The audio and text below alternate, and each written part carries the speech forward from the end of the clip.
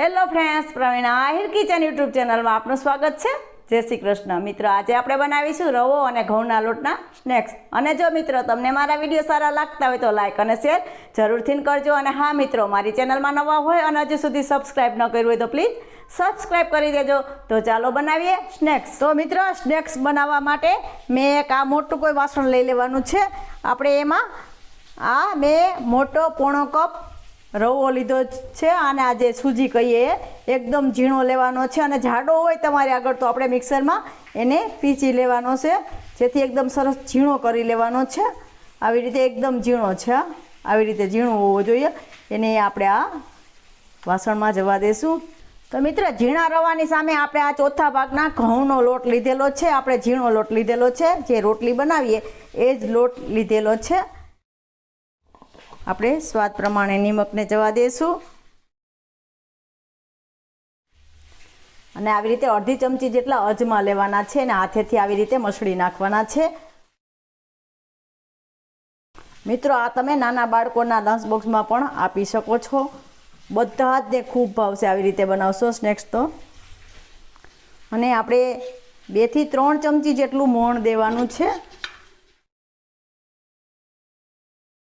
મુઠ્ઠીભર આપણે મોણ દેવાનું છે। આ 1.5 પાવડું હું તેલ નાખું છું। આપણે તેલનું જ મોણ આપીએ છીએ અને આમાં આપણે તેલનું જ મોણ આપવાનું છે। હવે આપણે પહેલાં જોઈ લેવાનું છે। તો આવી રીતે સરસ મિક્સ કરી દેવાનું છે। મેં સરસ મોણ દઈ દીધું છે। આવી રીતે તમારે મુઠ્ઠીભર મોણ દેવાનું છે। તો હવે આવી રીતે સરસ મિક્સ થઈ ગયું છે આપણું તેલ પણ લોટમાં। અને હવે આપણે આમાં પાણીથી લોટ બાંધવાનો છે।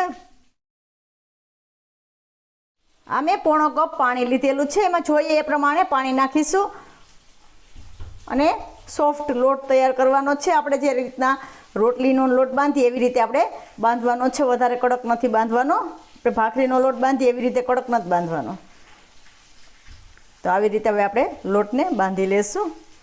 તો મિત્રો, આવી રીતે મેં લોટને બાંધી લીધેલો છે। હવે આપણે આને 10 મિનિટ માટે રેસ્ટ આપવાનો છે। તો હવે આપણે આને પ્લેટ ઢાંકી અને રાખી દઈશું। તો મિત્રો, 10 મિનિટ થઈ ગઈ છે। હવે આપણે આ લોટને જોઈ લેશું। એકદમ સરસ આપણો લોટ તૈયાર થઈ ગયો છે। હવે આમાં આપણે થોડું તેલ લગાવી લેવાનું છે। મિત્રો, આ નાસ્તો ફટાફટ તૈયાર થઈ જાય છે અને નાના બાળકોને તો ખૂબ પસંદ આવશે, એટલો મસ્ત આ નાસ્તો તૈયાર થાય છે। હવે થોડું તેલ નાખી દઈશું।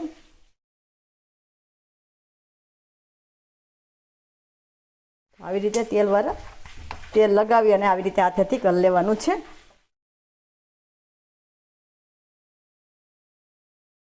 તો આ લોટ તૈયાર છે આપણા સ્નેક્સ બનાવવા માટે।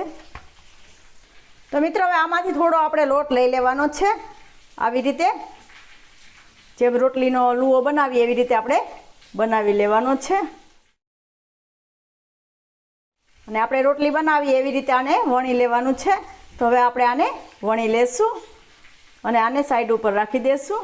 તો મિત્રો, આવી રીતે એક બોર્ડ ઉપર મેં રાખી દીધેલું છે અને આવી રીતે રોટલી વણીએ એવી રીતે વણી લેવાનું છે। મિત્રો, આની આ જે કોર ફાટે તોય તમારે ચિંતા નહીં કરવાની, એ તો આપણે નીકળી જશે।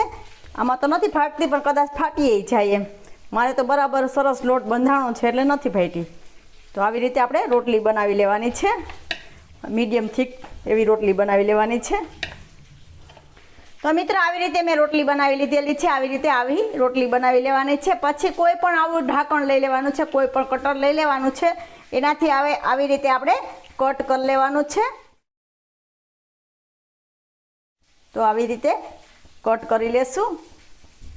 એકદમ મસ્ત નાસ્તો તૈયાર થાય છે। મિત્રો, ક્યારેય ટ્રાય ન કરી હોય તો જરૂરથી એકવાર ટ્રાય કરજો, ફટાફટ બની જાય છે અને નાના બાળકોને ખૂબ પસંદ આવશે। તો આવી રીતે આપણે કટ કરી લેવાનું છે, જેટલી થાય એટલી કરી લેવાની છે। હવે આવી રીતે આ લોટ વચ્ચેનો જે વધારાનો છે એ ઉપાડી લેવાનો છે। તો મિત્રો, આવી રીતે મેં લોટ વધારાનો કાઢી લીધેલો છે। આનો આપણે ફરીથી આપણા સ્નેક્સ તૈયાર કરી લેશું। તો હવે આ આપણા સ્નેક્સ તૈયાર છે। હવે આપણે આને તળી લેશું તેલમાં, અને તેલ પણ ગરમ મૂકી દીધેલું છે।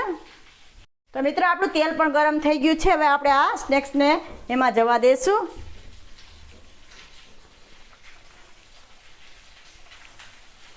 એકદમ મસ્ત સ્નેક્સ તૈયાર થઈ જાય છે.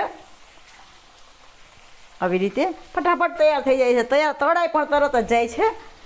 એકદમ મસ્ત.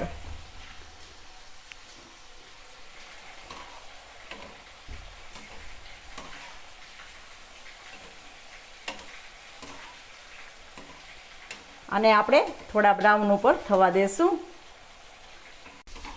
તો મિત્રો આવી રીતે આપણા સ્નેક્સ તૈયાર થઈ ગયા છે. હવે આપણે આને તેલની બહાર કાઢી લેશું અને આવી જ રીતે એવા બધા સ્નેક્સ તૈયાર કરી લેશું. એકદમ મસ્ત બ્રાઉન ઉપર થઈ ગયા છે. આવી રીતે એકદમ મસ્ત ક્રિસ્પી. તો મિત્રો તૈયાર છે આપણા આ સ્નેક્સ. એકદમ મસ્ત, ખાવામાં ખૂબ સારા લાગે છે અને એકદમ ક્રિસ્પી. તમે અવાજ પણ સાંભળી શકો છો, એટલા મસ્ત ક્રિસ્પી આપણા સ્નેક્સ તૈયાર થઈ ગયા છે અને જલ્દીથી તૈયાર થઈ જાય છે. તો મિત્રો આ સ્નેક્સની રેસીપી તમને કેવી લાગી એ મને કોમેન્ટ બોક્સમાં જરૂરથી જણાવજો. અને આવી નવી રેસીપીઓ જોવા માટે મારી ચેનલને સબસ્ક્રાઈબ કરવાનું બિલકુલ ના ભૂલતા. ફરી મળીશું એક નવી રેસીપી સાથે. ત્યાં સુધી જય શ્રી કૃષ્ણ.